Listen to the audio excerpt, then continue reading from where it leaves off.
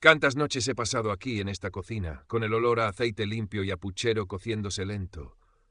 Las manos, antes finas, ahora son mapas de arrugas y pequeñas cicatrices, testigos mudos de fregar suelos ajenos, de coser hasta que los ojos ardían, de amasar el pan nuestro de cada día cuando Antonio se fue. Se lo llevó la obra, un andamio traidor, y me dejó sola con Javier, un niño asustado con los ojos de su padre. Ah, mi Javier, mi orgullo, el arquitecto, el que iba a comerse el mundo. Miro su foto en la repisa, la de la licenciatura, con esa toga que parecía disfrazarle de hombre importante. Sonríe, ajeno a todo, como si la vida fuera solo calcular estructuras y dibujar planos perfectos. Pero la vida, hijo mío, tiene vigas maestras que se pudren por dentro, que no se ven hasta que todo se derrumba. Un hijo es una flecha lanzada al futuro, dicen. A veces, me temo, se pierde tan lejos que olvida el arco que le dio impulso, la mano tensa que lo guió. Vivo tranquila ahora, sí, demasiado tranquila. El silencio de este corral de vecinos en Triana a veces pesa más que todos los trabajos que pasé, y pesa más la distancia, ese hilo invisible y tenso que nos separa desde hace, ¿cuánto? Demasiado. El teléfono suena, sobresaltándome. Es él. Su voz, algo forzada, anuncia una visita. Mamá, tengo que presentarte a alguien, alguien importante. El corazón, este viejo músculo cansado, me da un vuelco absurdo, una mezcla de esperanza y un temor helado que no sé de dónde viene. Llegó un sábado por la tarde, con el sol tiñendo de naranja los geranios del patio. Javier traía esa sonrisa nerviosa que le conozco desde niño cuando escondía alguna travesura. Y a su lado, ella, Silvia. Alta, rubia, vestida con una elegancia estudiada que parecía fuera de lugar en mi humilde casa. Guapa, sí, de una belleza llamativa, casi agresiva. Tenía una sonrisa perfecta, pero los ojos eran fríos, calculadores. Me tendió una mano con uñas impecables y dijo algo amable, pero su voz sonaba hueca, un ensayo bien aprendido. Javier la miraba embobado, como si fuera una aparición. Es increíble, mamá, ¿verdad? Nos conocimos en una galería de arte. Sentí una punzada, una alarma silenciosa, demasiado perfecta, demasiado rápida. Pero vi la ilusión en los ojos de mi hijo, esa luz que no le veía desde hacía tiempo, y me tragué mis recelos. ¿Quién era yo para aguarle la fiesta? A las pocas semanas anunciaron el compromiso. Una boda rápida, moderna, en un juzgado, y luego una celebración en un restaurante caro de Los Remedios, al otro lado del río, un mundo distinto al mío. La familia de Silvia era escasa. Unos padres correctos pero distantes, casi como actores secundarios en su propia función. No pregunté. Sonreí, abracé a mi hijo, le deseé toda la felicidad del mundo, mientras esa espina de inquietud se me clavaba un poco más hondo. Serás feliz, hijo mío, le dije, y recé para que mis palabras fueran profecía y no solo un deseo desesperado. Nació Mateo al año siguiente, un niño precioso con los ojos curiosos de Javier. Fui abuela. Debería haber sido la culminación de todo, la recompensa a tantos años de lucha. Y al principio lo fue. Iba a su piso nuevo en Nervión, un lugar moderno lleno de muebles de diseño, pero extrañamente frío, impersonal. Ayudaba con el niño, les llevaba mis guisos caseros, pero pronto empecé a notar el cambio, sutil, como una corriente de aire frío. Eran las críticas veladas de Silvia, dichas con una sonrisa. Elena, cariño, quizás tanta fritura no le siente bien al niño. Javier, tu madre se cansa mucho si viene tan a menudo, deberíamos dejarla descansar. Comentarios envueltos en seda que escondían púas. Y Javier empezó a justificarla. Mamá, Silvia se preocupa por tu salud. Es que llevamos mucho lío, ya te llamaremos. Las visitas se espaciaron. Las llamadas se hicieron cortas, funcionales. Sentía como levantaban un muro invisible entre nosotros, ladrillo a ladrillo. Silvia era la arquitecta de esa separación, y mi hijo el peón dócil. Empecé a sentirme como un mueble viejo que desentona en su nueva y flamante vida. Era yo con mis costumbres de barrio, mi ropa sencilla, un estorbo para sus aspiraciones. El dolor era sordo, constante. Intenté hablar con Javier una vez, con el corazón en un puño. Pasa algo, hijo, os noto distantes. Su reacción fue defensiva, casi airada. Mamá, por favor, no empieces. Estamos bien, solo muy ocupados. Silvia dice que a veces te agobias demasiado con nosotros, que necesitas tu espacio. Silvia dice. Siempre Silvia. Era como si mi hijo hubiera perdido su propia voz, su propio criterio. Los años siguientes fueron un lento desierto de silencio. Las excusas se volvieron más elaboradas, las cancelaciones de planes a última hora, una constante. La comida de Navidad en mi casa se sustituyó por un viaje imprescindible de trabajo de Javier. Mi cumpleaños, olvidado. El dolor dio paso a una angustia sorda. ¿Qué estaba pasando realmente? No podía quedarme de brazos cruzados, consumida por la pena y la incertidumbre. Empecé a hacer lo que nunca pensé que haría, indagar, discretamente, torpemente al principio. Me hice una cuenta en esa red social de las fotos, aunque me costó entender cómo funcionaba. Busqué a Silvia. Su perfil era un escaparate de lujo. Viajes a sitios exóticos, cenas en restaurantes carísimos, ropa de marca, fotos donde Javier aparecía a veces con una sonrisa algo forzada como un accesorio más. ¿De dónde salía tanto dinero? El estudio de Javier iba bien, pero aquello parecía excesivo.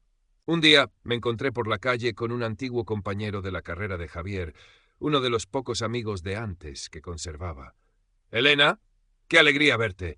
¿Cómo está Javi? Hace tiempo que no sé mucho de él. La última vez que lo vi me comentó algo raro sobre unas inversiones que le recomendó Silvia. No sé, me sonó un poco extraño». Aquella conversación casual me dejó helada. Inversiones, Silvia. Algo no encajaba. Recordé la mirada calculadora de Silvia el día que la conocí. Empecé a buscar noticias sobre estafas, sobre fraudes inmobiliarios. Leía con el corazón encogido, comparando patrones, buscando señales. No tenía pruebas, solo sospechas que crecían como mala hierba. ¿Y si intentaba advertir a Javier? ¿Y si él, cegado, me acusaba de meterme en su vida, de tener celos? El miedo a romper el último y frágil hilo que nos unía me paralizaba. Vivía con esa angustia secreta, viendo las fotos de su aparente felicidad, mientras mi instinto me gritaba que se dirigían a un precipicio. Me sentía impotente, una espectadora silenciosa de un desastre anunciado. La puntilla llegó un día que me armé de valor y fui a su casa sin avisar. Era el cumpleaños de Mateo. Cumplía 4 años. Llevaba un pequeño coche de madera que le había hecho yo misma, lijado y pintado con esmero. Me abrió Silvia, con una sorpresa apenas disimulada. «Elena, qué inesperado. Pasa». El ambiente era tenso. Javier no estaba. Mateo jugaba en el salón con una tablet enorme. Cuando le di mi regalo, Silvia intervino con una sonrisa forzada. «Ay, qué detalle, Elena. Pero Mateo ya tiene muchos juguetes y estos de madera. Ya sabes, las astillas». Apartó mi cochecito con un gesto casi imperceptible, pero cargado de desdén. En ese momento sonó el teléfono de Silvia. Se apartó para hablar, pero su voz llegaba clara. «Sí, claro, mi amor. El idiota de mi marido se cree todo lo de las transferencias. Pronto seremos libres, ya verás». Se calló al verme, pero ya era tarde. Había oído suficiente. Sentí que el suelo se abría bajo mis pies. No dije nada. Cogí mi bolso, miré a Mateo, que seguía absorto en su pantalla, y salí de allí sintiendo que me ahogaba. Al llegar a la calle llamé a Javier. «¿Dónde estás?» «Trabajando hasta tarde, mamá». «¿Pasa algo?» «Tu mujer», dije con la voz rota, «acaba de llamar idiota a su marido mientras planea su libertad con otro». Hubo un silencio terrible al otro lado. Luego su voz fría y reconocible. «Mamá, estás oyendo cosas. Estás obsesionada con Silvia. Necesitas calmarte. No vuelvas a llamarme si vas a seguir con estas historias». Y colgó. Ese fue el último clavo en el ataúd de nuestra relación. El silencio se hizo entonces total, absoluto. La separación ya no era solo física. Era un abismo emocional insalvable. Viví esos años aferrada a mis sospechas confirmadas, al dolor de la traición consumada y a la certeza impotente de que mi hijo caminaba dormido hacia su propia destrucción. Pasaron 2 años más. 2 años de silencio espeso, solo roto por el eco de mis propios pasos en el piso vacío y el murmullo lejano de la vida del barrio. Me acostumbré a la soledad, o quizás solo aprendí a llevarla como una segunda piel. Rezaba por Javier, por Mateo, pero sin esperanza real. Sabía con una certeza amarga que algo terrible tenía que pasar para que el velo cayera de los ojos de mi hijo. Y pasó. Una noche de noviembre, fría y húmeda, de esas en que el Guadalquivir parece exhalar tristeza. Llovía a cántaros. Oí llamar a la puerta, un golpe débil, casi tímido. A esas horas, ¿quién podía ser? El corazón me dio un vuelco premonitorio. Abrí con manos temblorosas. Era él, Javier. Pero no el Javier arquitecto de éxito, seguro de sí mismo.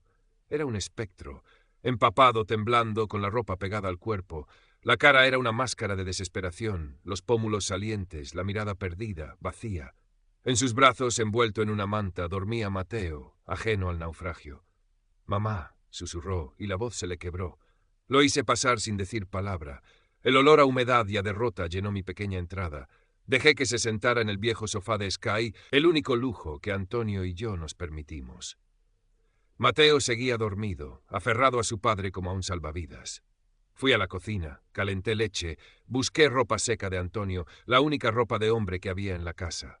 Cuando volví, Javier lloraba en silencio, con la cabeza entre las manos, sacudido por espasmos. Le puse la taza de leche caliente entre las manos temblorosas. Se quedó mirándola como si no supiera qué hacer con ella. Luego levantó la vista hacia mí y vi en sus ojos un abismo de dolor y vergüenza. Y empezó a hablar. Contó la historia completa, sin adornos, con la crudeza de la verdad desnuda. Silvia. Su manipulación había sido una obra maestra de crueldad. Había explotado su inseguridad, su deseo de encajar en un mundo que no era el suyo, su necesidad de sentirse admirado por ella. Le hizo creer que yo era un lastre, un recordatorio de un pasado humilde que debía olvidar. Me hizo sentir que todo lo nuestro, era poco, mamá, que no era suficiente para ella, para el mundo al que ella me había llevado. Confesó cómo le había convencido para poner el piso a su nombre, con excusas de planificación fiscal, cómo vació las cuentas conjuntas poco a poco, desviando fondos a cuentas secretas, cómo le hizo firmar poderes notariales con engaños, descubrió la infidelidad casi por casualidad. El amante era un socio de negocios, alguien a quien Javier admiraba, lo que hacía la traición aún más humillante. Silvia no se molestó en negarlo cuando él la confrontó, simplemente se rió. Le dijo que siempre lo había considerado un medio para un fin, un tonto útil con dinero, y desapareció. Se llevó todo, el piso, los ahorros, las inversiones, incluso lo dejó endeudado con préstamos que él ni sabía que existían, firmados con aquellos poderes.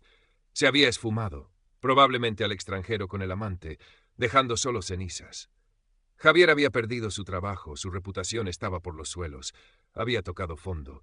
Quise terminar con todo, mamá, sollozó, la voz ahogada. Con Mateo y conmigo, irme al río, pero miré su cara y no pude. La confesión me golpeó como una ola helada, confirmando cada uno de mis temores, cada una de mis angustiadas sospechas de aquellos años de silencio impotente. Current Part Characters 2055, Total Characters 1281. El llanto de Javier se mezclaba con el sonido de la lluvia golpeando los cristales. Mateo se removió en el sofá, suspiró y siguió durmiendo su sueño inocente. Miré a mi hijo, al hombre roto que tenía delante, y sentí una tormenta de emociones contradictorias. El dolor por su sufrimiento era real, profundo. La ira por su ceguera, por su debilidad también. Y el resentimiento, amargo como la hiel, por haberme apartado, por haber despreciado el amor y el sacrificio que le había costado mi vida entera. Pero por encima de todo, vi a mi niño perdido, al que había acunado en mis brazos tantas noches. Instintivamente me acerqué a Mateo. Lo cogí con cuidado, sintiendo su pequeño cuerpo cálido contra el mío. Olía a lluvia y a miedo. Lo llevé a mi habitación, a mi cama, la única que había conocido desde que Antonio se fue. Lo arropé bien. Volví al salón. Javier seguía allí, encogido, como esperando un golpe. Me senté frente a él. El silencio era denso, cargado de palabras no dichas, de años de heridas. ¿Y ahora qué?, pregunté, mi voz sonando más dura de lo que pretendía. Él levantó la cabeza. Sus ojos suplicaban perdón, ayuda, algo que yo no estaba segura de poder darle. No lo sé, mamá. No tengo nada, ni a dónde ir. Tienes esta casa, dije, y las palabras salieron solas, dictadas por un deber ancestral, por la sangre que nos unía a pesar de todo. Pero no esperes que olvide, Javier. No esperes que haga como si nada hubiera pasado. Sembraste vientos, continué, la voz cargada de una tristeza infinita, y ahora recoges tempestades. Despreciaste el nido, te avergonzaste de tus raíces, de la madre que te dio todo lo que tenía, que era mi vida entera.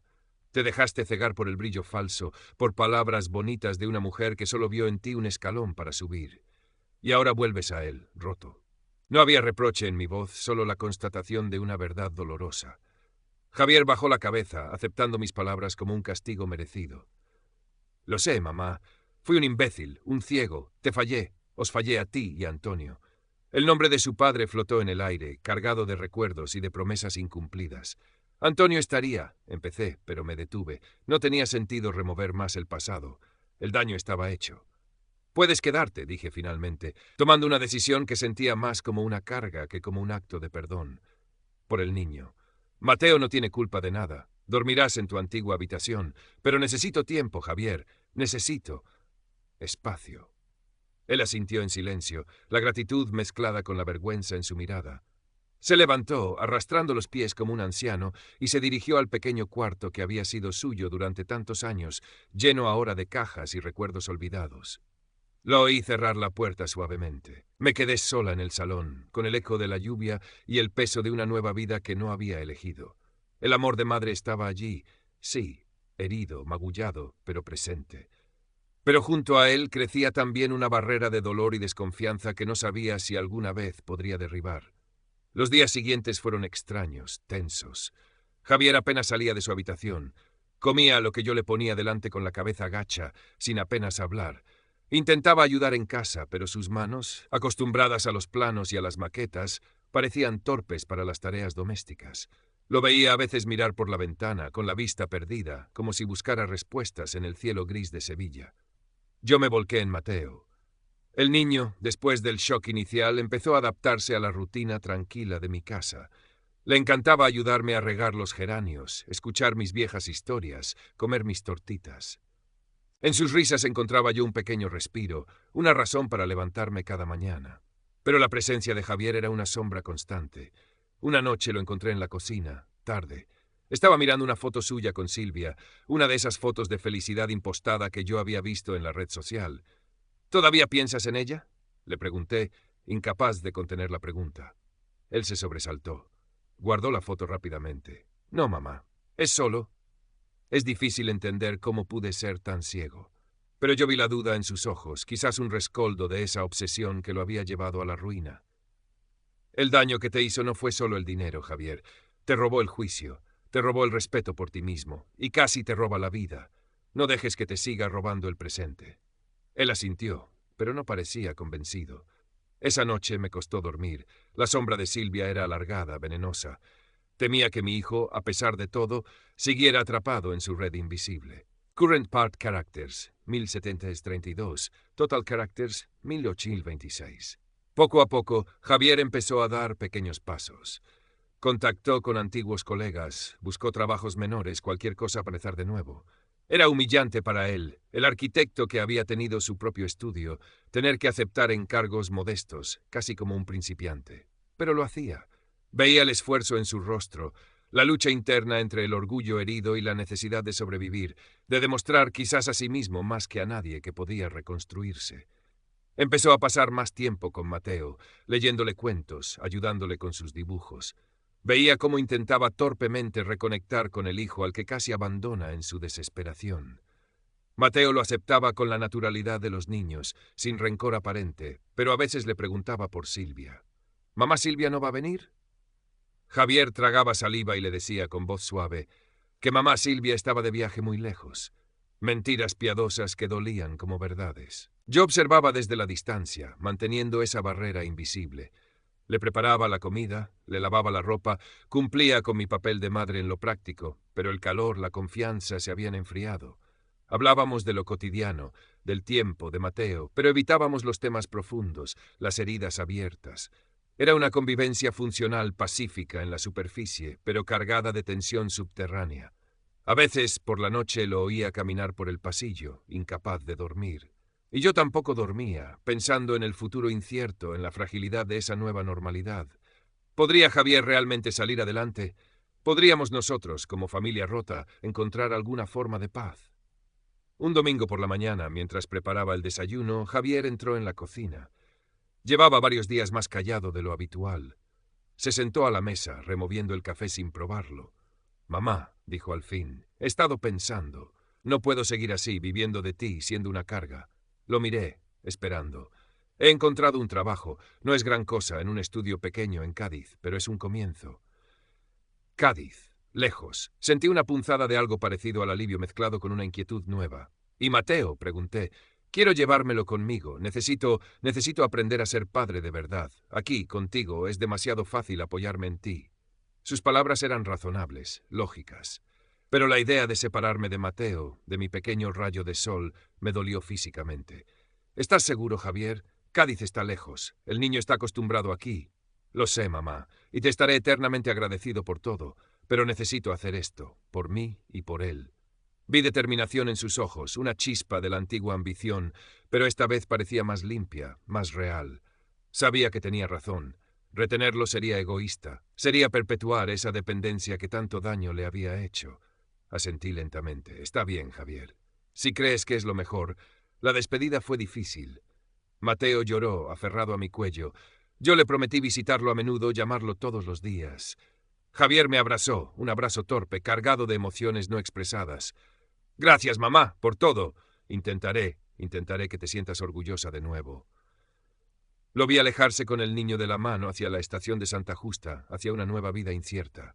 La casa volvió a quedarse en silencio, pero era un silencio diferente. Ya no estaba cargado de tensión ni de dolor contenido.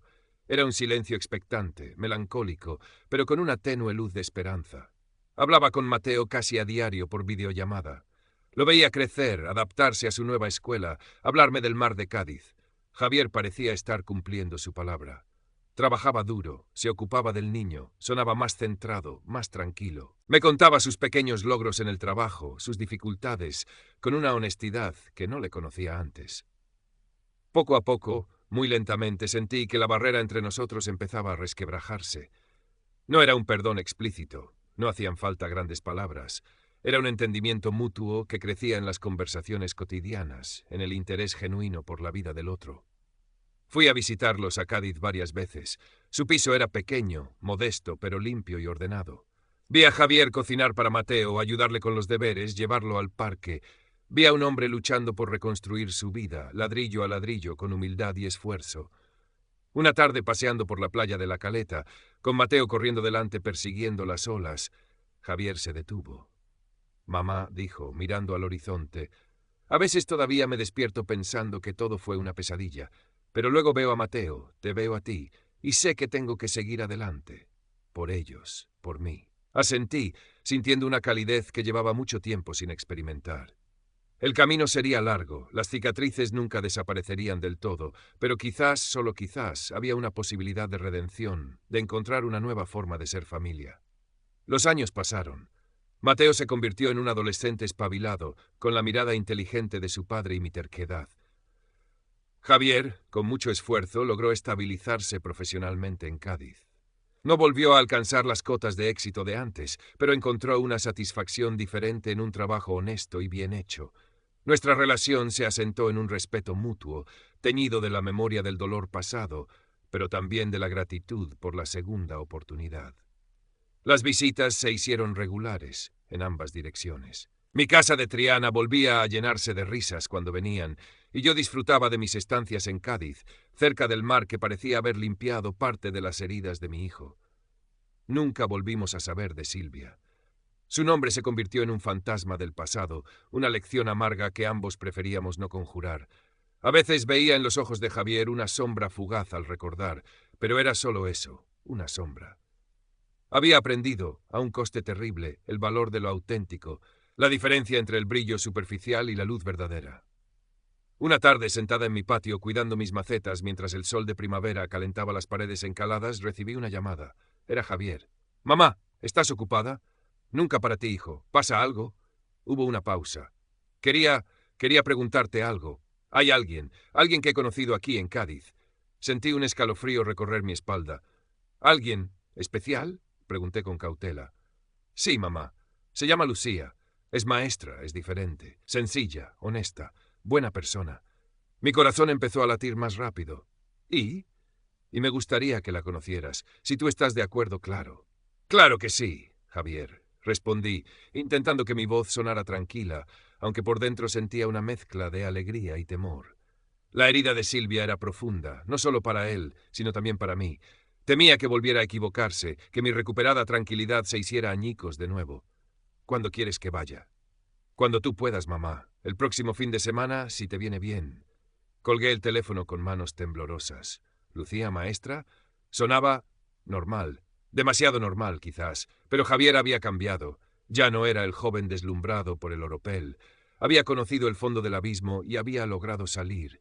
Tenía que confiar en su juicio, en su aprendizaje. El fin de semana siguiente tomé el tren a Cádiz, con el corazón encogido. Javier y Mateo me esperaban en la estación. Mi nieto ya era casi un hombrecito, me abrazó fuerte. Javier parecía nervioso, pero también ilusionado. Fuimos a comer a un pequeño restaurante cerca de la playa, y allí estaba ella, Lucía. Era una mujer de mi edad aproximada, de sonrisa fácil y mirada clara. No tenía la belleza espectacular de Silvia, pero irradiaba una calidez y una serenidad que me tranquilizaron al instante. Vestía de forma sencilla, hablaba con naturalidad, sin artificios. Durante la comida observé cómo interactuaba con Javier, con Mateo. Había complicidad, respeto, un cariño tranquilo y evidente. Hablamos de cosas cotidianas, de su trabajo en la escuela, de libros, de la vida en Cádiz. No hubo ni rastro de la tensión, de la falsedad que siempre había percibido con Silvia. Mateo parecía quererla de verdad, le contaba sus cosas con confianza. Al despedirme ese domingo, Javier me acompañó a la estación. ¿Y bien, mamá? ¿Qué te ha parecido? Lo miré a los ojos. Vi en ellos una pregunta sincera, la necesidad de mi aprobación, pero esta vez no era la aprobación ciega que buscaba con Silvia, sino algo más profundo. Me parece una buena mujer, Javier, dije con honestidad. Me parece que te quiere bien y que quiere bien a Mateo. Una sonrisa inmensa iluminó su rostro. Sentí que una parte de mí, la que había estado en guardia durante tanto tiempo, por fin se relajaba. «Gracias, mamá», dijo y me abrazó con fuerza. Esa noche, de vuelta en mi casa de Triana, sentí una paz que no recordaba en años. La vida nos había golpeado duro, muy duro, pero habíamos resistido, habíamos aprendido. Las heridas seguían allí, como finas líneas plateadas en la piel del alma, pero ya no dolían con la misma intensidad. Eran un recordatorio de la fragilidad humana, pero también de la capacidad de resiliencia, de la fuerza del amor que, aunque herido, nunca muere del todo. Miré la foto de Antonio en la repisa. «Lo hemos conseguido, Antonio», le susurré al retrato sonriente. «Nuestro hijo ha vuelto a encontrar el rumbo, y yo he encontrado la paz». El olor a azahar entraba por la ventana abierta, trayendo consigo la promesa de nuevas primaveras, de una vejez tranquila, quizás no como la había soñado al principio, pero real, ganada a pulso, y por eso mismo infinitamente más valiosa. El arco había recuperado su flecha, magullada, desviada, pero de vuelta al hogar. Y eso, al final, era lo único que importaba. Javier y Lucía se casaron un año después, en una ceremonia sencilla en Cádiz, rodeados de amigos cercanos y de nosotros, la familia recuperada. Mateo fue el padrino improvisado, orgulloso y algo nervioso. Ver a Javier ponerle el anillo a Lucía, mirándola con un amor tranquilo y maduro, fue cerrar un círculo doloroso. No hubo grandes lujos ni pretensiones. Solo la alegría serena de dos personas que se habían encontrado en la madurez después de las tormentas y que decidían compartir el resto del viaje. Mi relación con Lucía se hizo fuerte, basada en el respeto mutuo y en el cariño compartido por Javier y Mateo. Era la nuera que siempre había deseado en silencio, una mujer normal, trabajadora, con los pies en la tierra y con un corazón bueno. A veces, cuando estábamos las dos solas tomando un café, hablábamos de la vida, de los hijos, de las alegrías y las penas.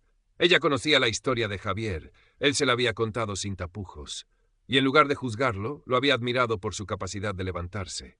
«Tu hijo es un hombre fuerte, Elena», me dijo una vez. «Ha sufrido mucho, pero no se ha dejado vencer. Eso dice mucho de él, y de ti, que estuviste ahí». Sus palabras me emocionaron. Sentí que por fin alguien entendía la magnitud de nuestro viaje, de nuestra caída y nuestra lenta reconstrucción. La vida siguió su curso, con sus altibajos, como todas las vidas. Hubo preocupaciones, enfermedades leves, discusiones tontas, pero nada que se pareciera ni de lejos